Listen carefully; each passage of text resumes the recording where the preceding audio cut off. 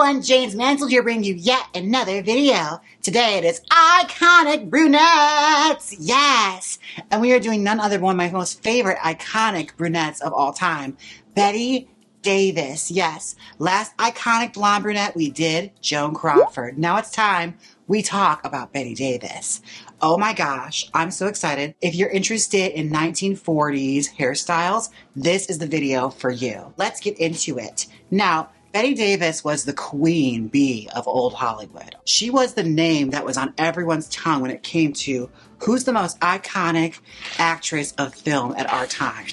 They would say Bette Davis. Nowadays, people always like scream out the name of like Katharine Hepburn or like Anna Magnani or like Shelley Winters. But Bette Davis was like the prototype, amazing super bitch role. Now what I'm doing right now is creating a side part because Bette Davis had an iconic hairstyle in the film All About Eve. It's probably the hairstyle everyone thinks about her. If you ever watched the video from Be Kind Rewind, this is her profile picture, alright? Just to give you context, it's Bette Davis as Margot Channing in All About Eve.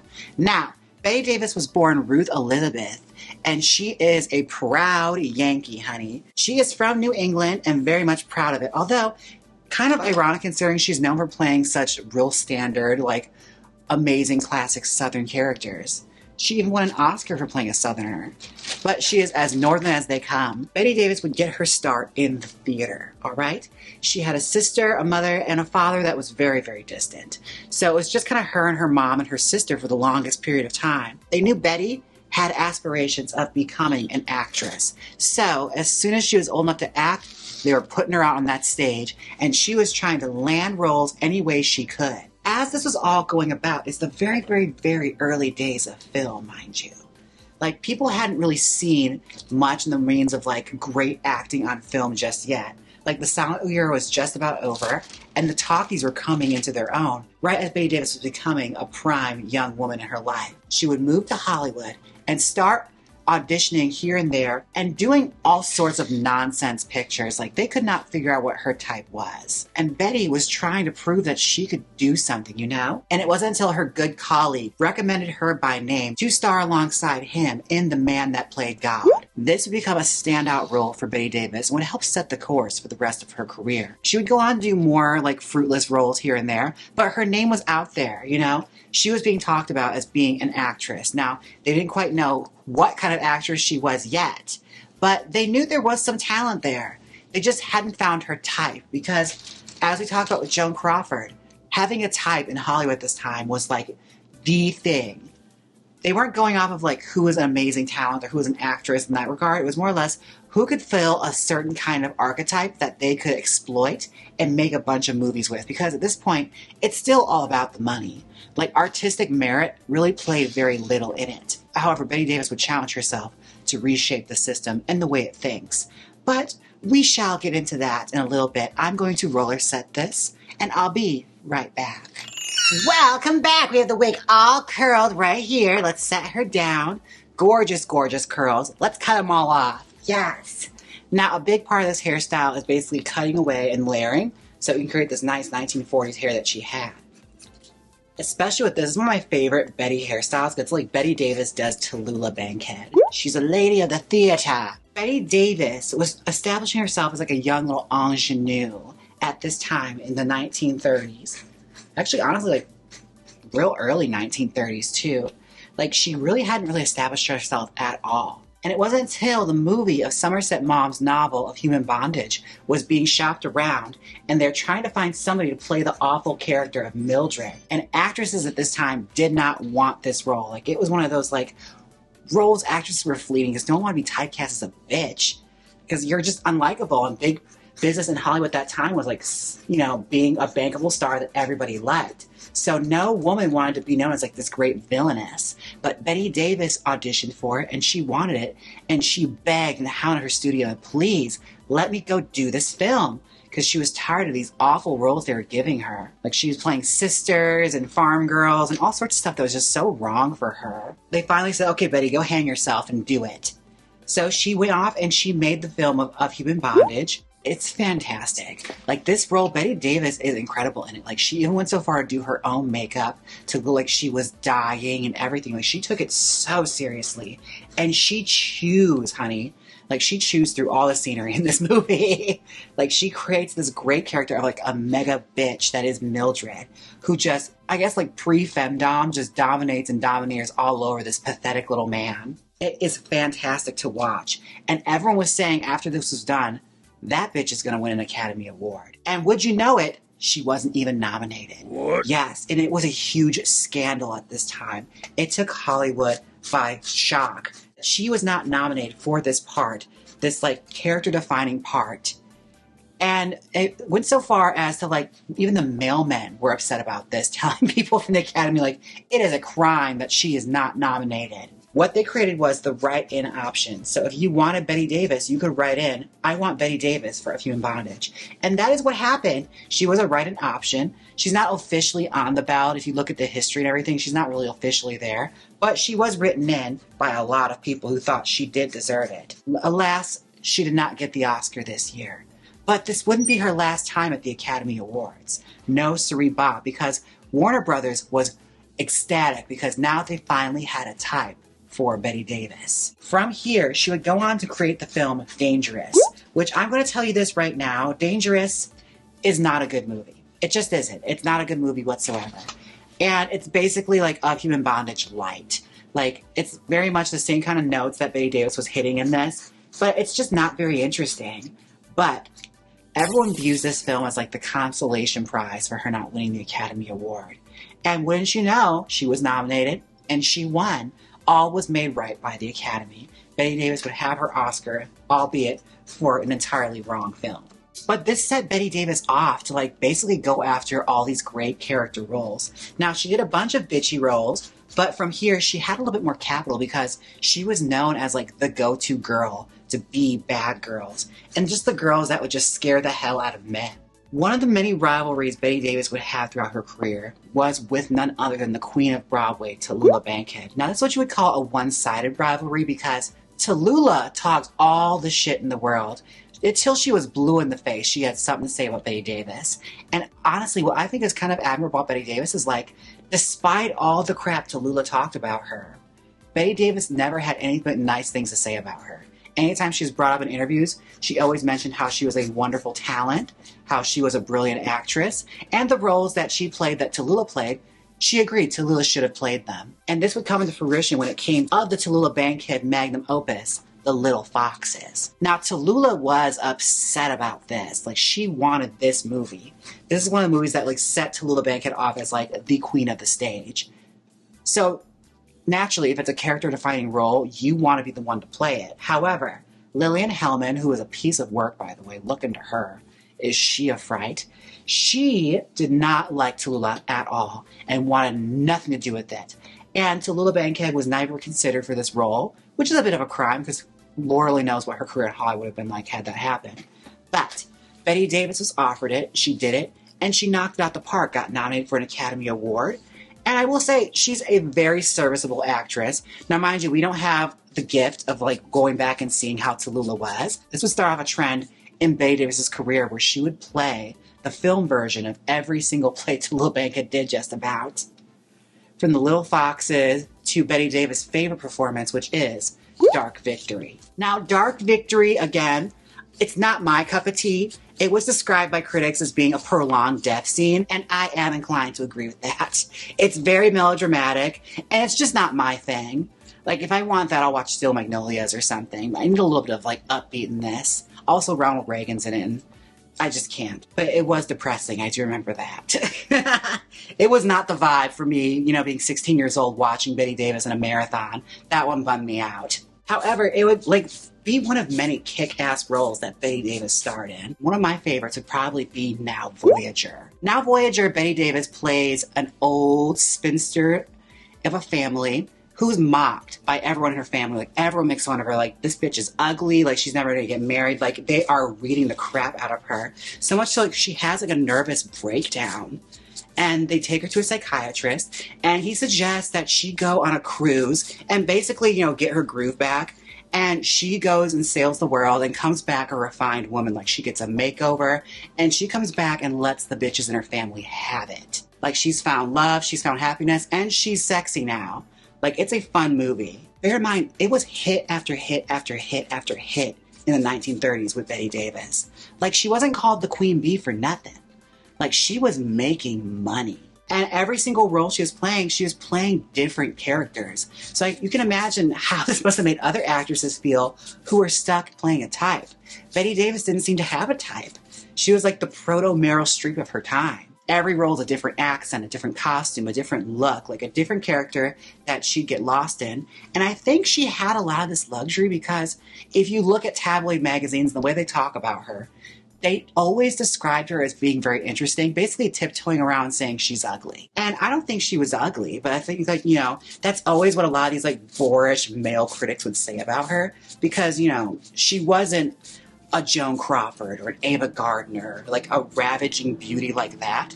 She was interesting looking. She played character roles. And that's what she cared about, is what the character looked like and what made sense for the character. But there certainly are roles that she's played where she is, like, she could be a sex bomb. She was capable of it.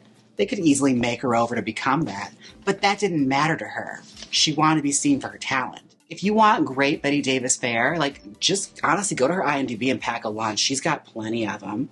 From, like, The Little Foxes, The Letter. Oh my God, The Letter. Bette Davis wielding a gun. Mr. Skeffington, where she's losing her hair and everything. It's great. She's got so many good ones. There was one role that would elude Bette Davis, and that was the role of Scarlett O'Hara in Gone with the Wind. Now, mind you, Bette Davis campaigned for this role, and she was thought very much so to be the first choice for Scarlett O'Hara. Like, they thought they wanted her and Errol Flynn to play in this. And however, Bette Davis said, I'll do it, but Errol Flynn can't be Rhett Butler. Like, that's not going to work. So she auditioned, she campaigned, she lobbied. She would tell anyone under the sun that she was born to play this part, even though she's from New England. But still, she was born to play the part of the Southern temptress of Scarlett O'Hara. Now, every actress that could breathe in Hollywood auditioned for this. From Lana Turner to Tallulah Bankhead to Bette Davis, everyone wanted a piece of this, all right?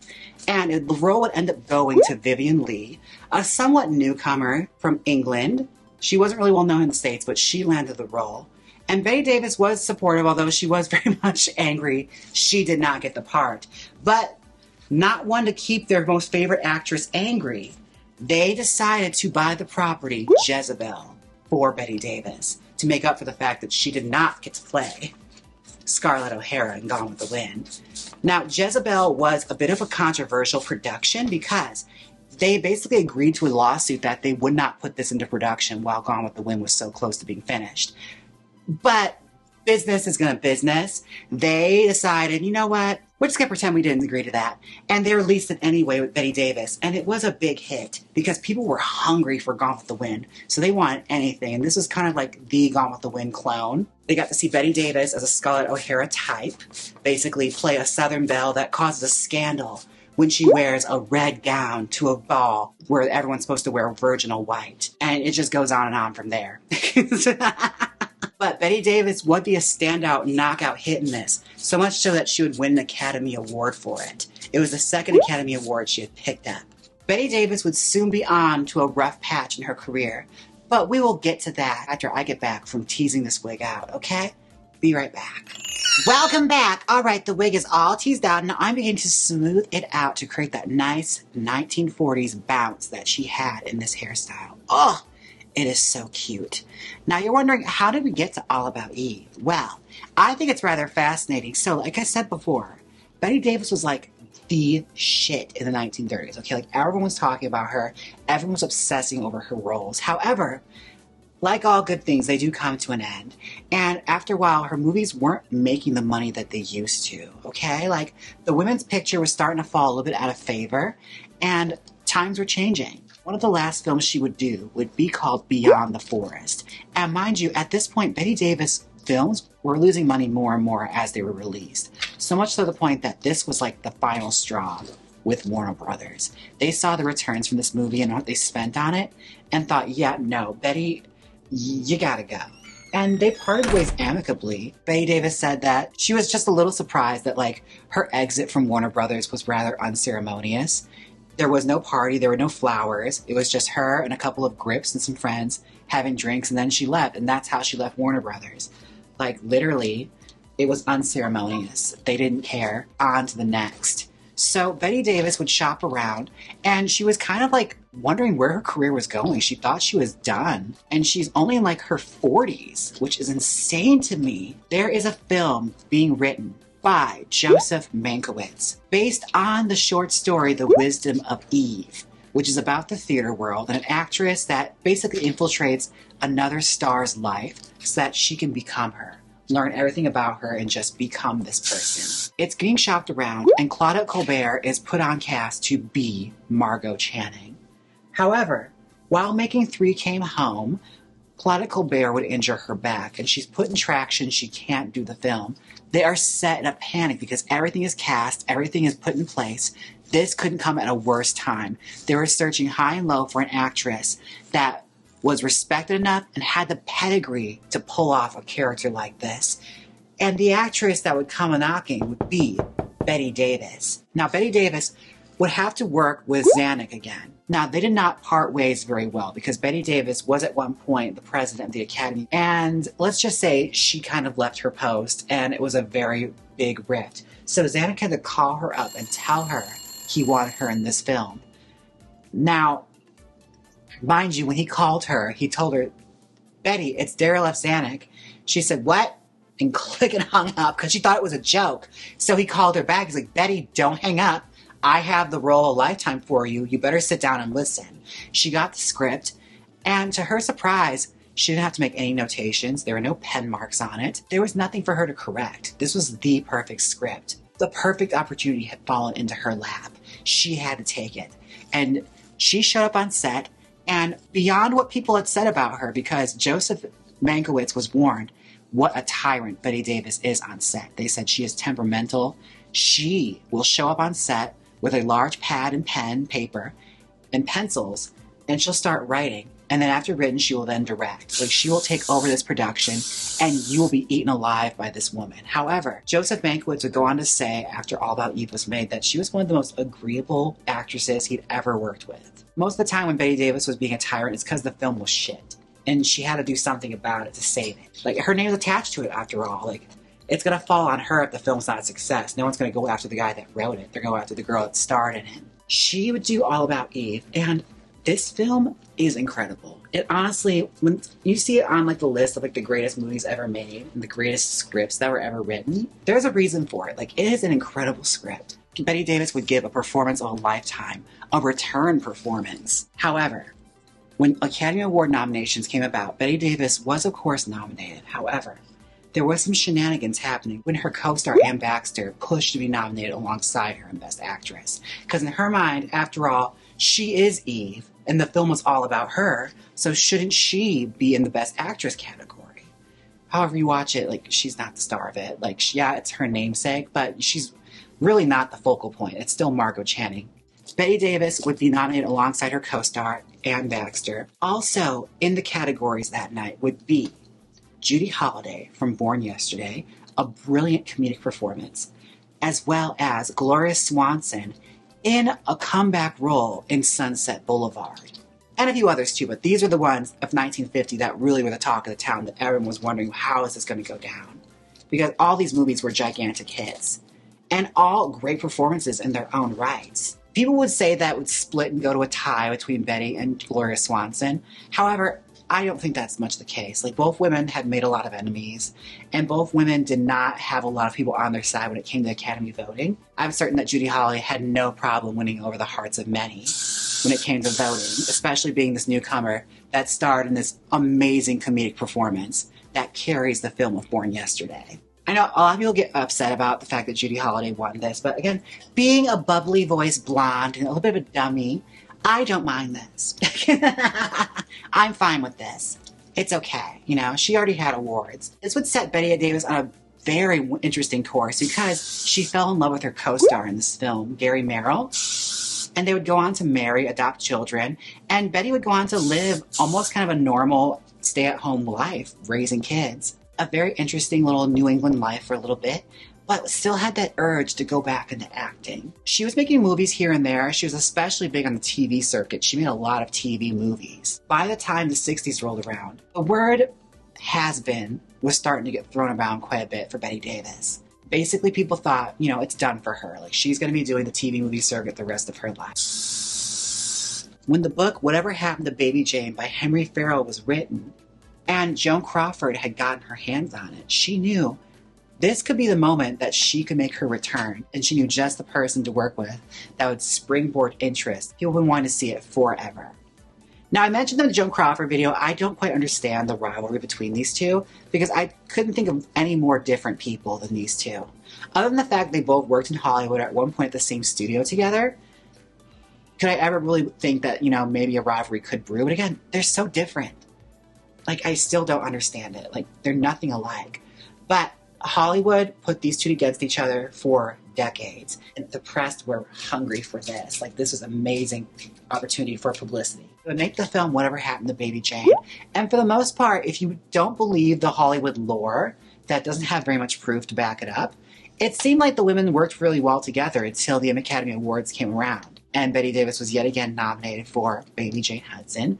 And she did not win, which again, I mentioned before in Joan Crawford's video, Betty, sweetie, honey, there's no way you were beating Anne Bancroft that year. Just get over it. It's fine. I'm tired of lying for you, okay? It was never going to happen. Like, we all know how the Academy Awards work. Like, it was the same way back then as it is now, okay? It was a guaranteed Oscar no matter who played that part, all right? So just let it go. I know she's dead, but still, let it go, honey. I'm certain, even in death, she's still upset about it.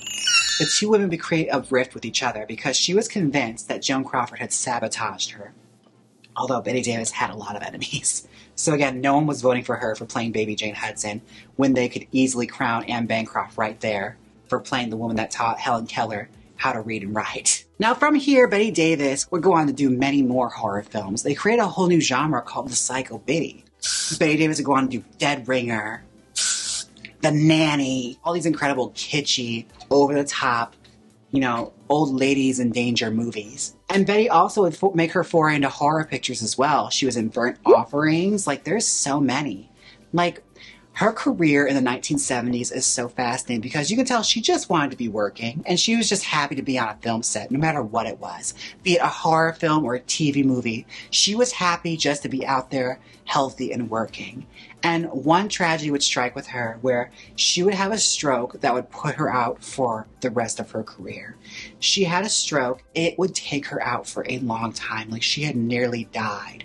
And she had gotten word that while this was happening and while she was laying on her deathbed, her daughter had written a book about her.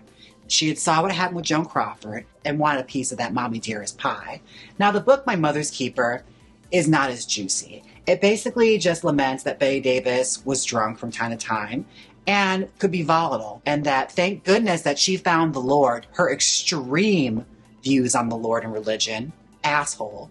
She was able to save herself, and someday she could possibly find in her heart to save her mother. It's total garbage bullshit.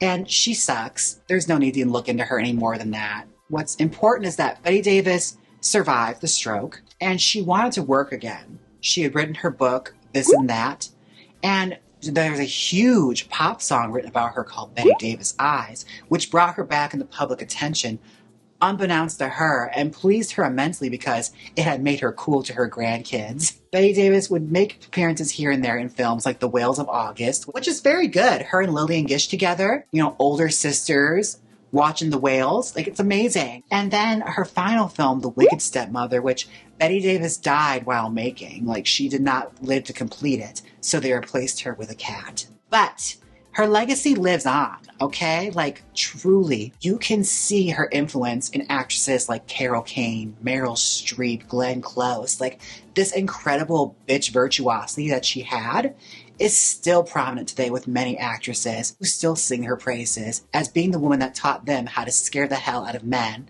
as Meryl Streep once said. I am going to trim and prop this, cut the lace, and try it on. And I think we have our final result.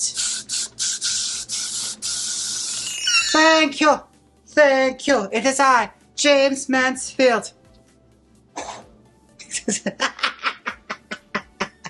A Bette Davis impersonation is always fun. I wish more gay men did those. She talks like this. She hated when drag queens did her, by the way.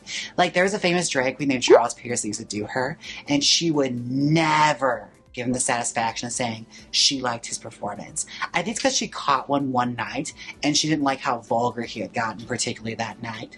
And from that point on, she decided she would never like him, and she would never acknowledge it. And if anyone asked, she liked T.C. Jones's performance of her. I always thought that was so fun, like so needlessly petty to have a feud with a cross-dresser. But that's very Bette Davis. If you go into her biography and really dig into her, she was needlessly petty all the time, and gladly so. And she would always air somebody out in a talk show in the 60s after her career was said and done. She did not care. Yes, but she just did it her own way. And that's what I love the most about someone like Bette Davis. Again, like, she has an incredible filmography, and just the power she had in Hollywood at that time. She was making money moves when not a lot of other women were. And that's something that is iconic, truly. That's what makes her an iconic brunette. Now, I hope you guys enjoyed this. This is a very fun 1940s hairstyle. It's more of a bouncy hairstyle because, again, if you're running up and down a staircase trying to find out if the girl that's living with you is trying to sleep with your man, you need hair that you can move with, all right? You need movement. I love it. If there's an iconic brunette or blonde or even redhead that you want to see, let me know down below. I'm always interested in hearing who you think is iconic. And I'd like to take a moment, a Venmo moment where I thank everyone who's tipped me on Venmo. I would like to thank Amy. Thank you so much, Amy. Nelson. Thank you, Nelson. Mona. Thanks, Mona. Daniel. Thank you. Carl. Thank you all so much for the Venmo moments. And I also have some YouTube super thanks. Thank you to Roger, Doug, Duke, okay, Abby, the voice is down. We're ending the voice right now. Howard, and Roger again. Thank you all so much for the YouTube super thanks. I appreciate it. And I'd like to take a moment for my wiglets. Roll it! And I'd like to give a thank you to my wiglets, Jacob, Ernie, Duke, Just BKZ, Vera, myself, Sponge King, Pearface, Steve, So Many Kitties, JT, Christine, Curtis, Miss Mosey D, Romeo and Juliet, Rose, Darth Curray, Catalina, Miss Lansing, Maureen, Veronica, Molly, Carl, Dolores, Loreza, Martha, Louise, Carmen, Astro, B-Rex, Matthew, Roger, Tyler, Brian, Margarita, Adam, Samuel, Michael, Becca, Chrissy, Coney, Jason, JJ, Nisi, Roy, Anita, Selena, Ricky, Dirkus, Myron, Daniel, Gwendolyn, Andrew, Pat, Eliza, Doug, and Ember. Thank you so much, Wiglets. Thank you so much, Wiglets. Oh my goodness. I appreciate you guys so much for watching the iconic series, be it blonde, brunette, or anything in between. I appreciate it so much. And these are always so much fun for me to do, just sit here and talk about old Hollywood with you guys. And I hope you guys enjoy it too, honestly. Now, I cannot wait to go out and terrorize the theater dressed like this. Don't forget to like, comment, and subscribe. And until next time, see you in the live streams. Now hit the outro.